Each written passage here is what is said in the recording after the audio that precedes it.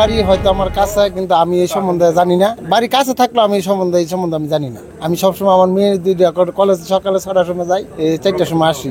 আজকে দেখে আমার মাথায় নষ্ট হয়ে গেছে যে এই ঘোড়ার এই অবস্থা দেখা আর এই অবস্থা দেখা। এই জিনিসটা তো ভাই আসলে ভালো না, ভালো জিনিস এটা তো আমার বাপ দাদারা খাইছে না, আমার এই আগের পুরুষও খাইছে না, বা আমরা এটা খাওয়ার জন্য এটা ইয়েও না। আর এটা কেটে নিয়ে খায় বা কারা খায় এটা সঠিক ভাই আমরা সঠিক তো এটা অসুস্থ না যারা বিক্রি করে আর যারা নেয় হারা বলতে পারবো এটা সঠিক। আমরা তো এটা বলতে পারি তার আমরা খাই না। এই আজকে 1 বছর ধরে এগুলি করতেছে। প্রশাসন 3বার এদেরকে মানা করছিল, প্রশাসনিক ভাবে মানা করে গেছিল। এরা প্রতিশ্রুতি দিছে করবো না, এলাকার ভিতরে করবো না। তবে এরা প্রতাপশালী লোক, এলাকার আশেপাশে যারা বাড়ির ঘরে আছে এদের ডরে কেউ কিছু বলে না, বললে ঝগড়া ফাসাদ হয়। কিন্তু আমার বাড়ি এখানে না, আমার বাড়ি দূরে। আমি আজকে 1 বছর পরে এখানে আসছি দেখার জন্য। তবে হেরা যেগুলি করতেছে এগুলি উচিত না। আর অ্যাকচুয়ালি এই কাজটা যদি বাংলাদেশের অন্য কোনো জায়গায় হতো তাহলে এদেরকে এখান থেকে বাড়িঘর ভাঙ্গা উঠাই দিত এতদিন। কিন্তু এখানে কেউ কিছু করতে পারে না, কারণ এরা ক্ষমতাশালী, এদের ক্ষমতা আছে, অনেক ক্ষমতা আছে, পাওয়ার আছে। এই জন্য এলাকার আশেপাশে বাড়িঘর যারা আছে নিরহক লোক এদেরকে চাপে রাখছে, এই জন্য এরা ভয়ে কিছু কয় না। আর অ্যাকচুয়ালি আইনের যতটুকু আছে এদের তো সাজা হওয়ার উচিত ছিল, কিন্তু 3বার এরা আইনের ফাঁকদা বার হয়ে গেছে। কিন্তু কি করব, এলাকার মানুষ কিছু কইতে পারে না, আমরাও কিছু কইতে পারি না। আমরা আমাদের বাড়ির দূরে আইলে যদি কয় আপনারা কি, আপনার বাড়ির দূরে, আপনি এখানে কি কিসের জন্য আসছেন? না, আমার জন্মস্থান এখানে, আমার বাড়ি হলো সাবে মার্কেট। কিছুই নাই, এটি খেলে মানুষ বেশি দিন বাঁচবে না, অসুস্থ হয়ে যাবে। আপনারা এগুলো দেখতেছেন, নিজে ভিডিও করছেন, এলাকার মানুষও জানে, কিন্তু তারপরে কেউ কিছু কয় না, ভয়ে কিছু কয় না। ঝগড়ার কারণে এই যে কি জানি নাম হইলে শফিকুল না গেল, শফিকুলের লোক আরো ভালো অনেক প্রতাপশালী লোক আছে। যেমন আমি এখন বক্তব্য দিতেছি, আমার লাইভে দেখাইবেন, এমন আছে আমরা এই তুই হেন গেলি কে, এমন হইতে পারে, কিন্তু আমি পরোয়া করি না।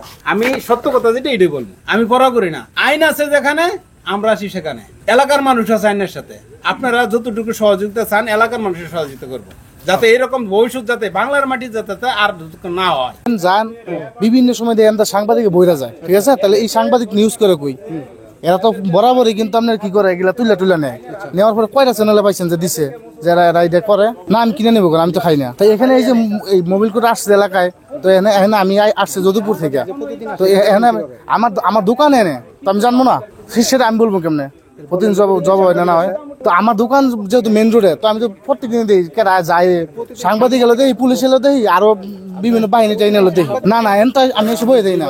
তো আপনারা কি করেন এই প্রত্যেকবার দেখি যে দৌড়ান এটা করেন ওইটা করেন।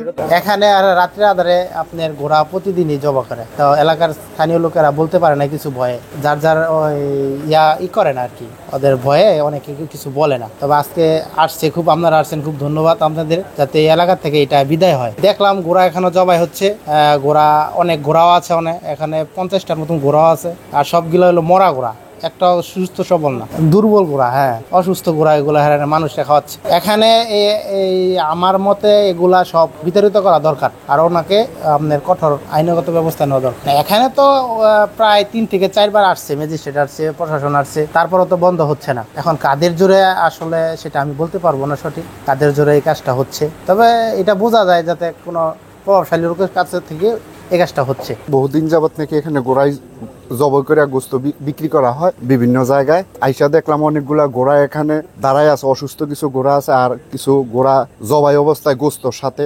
আপনারা সবাই এখানে আছেন, দেখতেছেন, এখানে জীবিত তো প্রায় 40টার মতো ঘোড়া, আর জবা করা অবস্থায় 5-7টা আছে। এখানে দেখেন অসুস্থ ঘোড়ার সংখ্যা বেশি। তো এগুলা আমরা খাইলে হয়তো বা এই রোগ আমাদেরও হইতে পারে। আইনের কাছে বা বাংলাদেশের মানুষের কাছে আহ্বান যেন এই জিনিসটা আইনগতভাবে এখানে যেভাবে বন্ধ হয় এইভাবে ব্যবস্থা নেওয়ার জন্য এলাকাবাসীর পক্ষ হইতে আমার ব্যক্তিগত মতামত হইলেও যেন এই জিনিসটা আর না হয়। আসসালামু আলাইকুম, আমি doctor SM. Harun Rashid, veterinary surgeon, Gazipur সদর। আমরা গোপন সংবাদের ভিত্তিতে র্যাবের তত্ত্বাবধানে এখানে একটা অভিযান পরিচালনা করছি। ইতিমধ্যে এর আগেও অনেকবার এদেরকে সতর্ক করা হয়েছে, তারপরও বারংবার তারা আইন ভঙ্গ করে অবৈধভাবে ঘোড়া জবাই করে আসতেছে। মূলত প্রশাসনের সহযোগিতায় র্যাবের তত্ত্বাবধানে আমরা এই অভিযানটা পরিচালনা করেছি। এখানে এসে দেখেছি 8টা ঘোড়া জবাই হয়েছে, আর 37টা ঘোড়া এখানে আরো আছে, এবং প্রত্যেকটা ঘোড়ারই অসুস্থ, বেশিরভাগ ঘোড়ারই খুরায় সমস্যা, এবং প্রত্যেকটা ঘোড়ারই খুরায় পচন ধরে গেছে, এবং সবই অসুস্থ ঘোড়া। আমরা সকলেই জানি যে ফিটনেস, একটা কিছু জবাই করতে হলে ওটা ফিটনেস অনুমতি নিতে হয়, সেটাও এখানে নেওয়া হয়নি। আর যারা জবাই করছে তাদের একটা স্লটার হাউস লাগে এবং তাদের লাইসেন্সও লাগে, এর কোনোটাই এখানে নেওয়া হয়নি। এইটার উপর ভিত্তি করে আমরা অভিযান পরিচালনা করছি। এগুলো প্রত্যেকটি অসুস্থ, আমরা জানি এটা ঘা হয়ে গেছে এবং টক্সিন, মেনলি রক্তের মধ্যে টক্সিন এবং মাংসের মধ্যে টক্সিন আছে, এবং প্রত্যেকটাই মেনলি তো এটার ফিটনেসই নাই, আর তার উপর হলো অসুস্থ।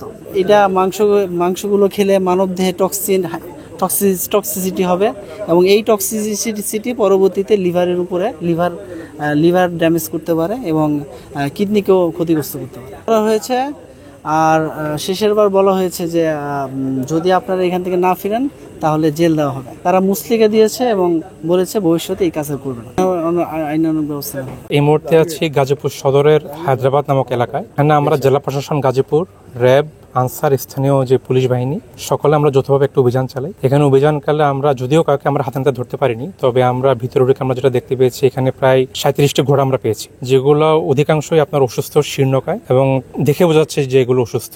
এবং আমরা স্পটে প্রায় 5 মণ ঘোড়ার মাংস পেয়েছি এবং বোঝা যাচ্ছিল যে তারা এগুলো বিক্রির উদ্দেশ্যে এখানে তারা এই কর্মকাণ্ড করছিল। তো আমরা হাতে নাতে কাউকে যেহেতু ধরতে পারিনি, আমরা ওই মুহূর্তে কাউকে শাস্তি দিতে পারিনি, তবে আমরা এগুলো আমরা ডিসপোজাল করবো। আমরা 2 জন স্থানীয় জিম্মাগারির জিম্মা আমরা রেখে দিচ্ছি এই মুহূর্তে। আগামীকাল সকালে এই ঘোড়ার মাংসগুলো এবং যে ঘোড়াগুলো আমরা পেয়েছি এগুলো আমরা সকালবেলা আমরা এখান থেকে নিয়ে যাব, ডিসপোজাল করবো। তো আমাদের আজকে এই পর্যন্তই। এগুলো হচ্ছে আগামীকাল সকালে আমাদের এখানে ভেটেরিনারি অফিস আছে, আগামীকাল সকালে আমরা এই সবগুলো ঘোড়া আমরা আমাদের জিম্মায় নিয়ে যাব। আর এখানে আমরা 2 জন জিম্মাগারি রেখে যাচ্ছি, ওনাদের জিম্মায় রাত থাকবে এখানে। আর স্থানীয় পুলিশ আছে, ওনারা আমাদেরকে সহযোগিতা করবে, এখানে থাকবে, যেহেতু এত রাত আমরা কিছু করতে পারছি না। 37টা ঘোড়া এবং যে 5 মণ আমরা মাংস পেয়েছি এগুলো আগামীকাল সকালে আমরা ভেটেরিনারি অফিসারের ওনার জিম্মায় আমরা দিয়ে দিব। আনুমানিক আমরা পেয়েছি 6টা, আর মাংস আমরা অনুমান করছি 5 মণ হবে, 7টা। আচ্ছা।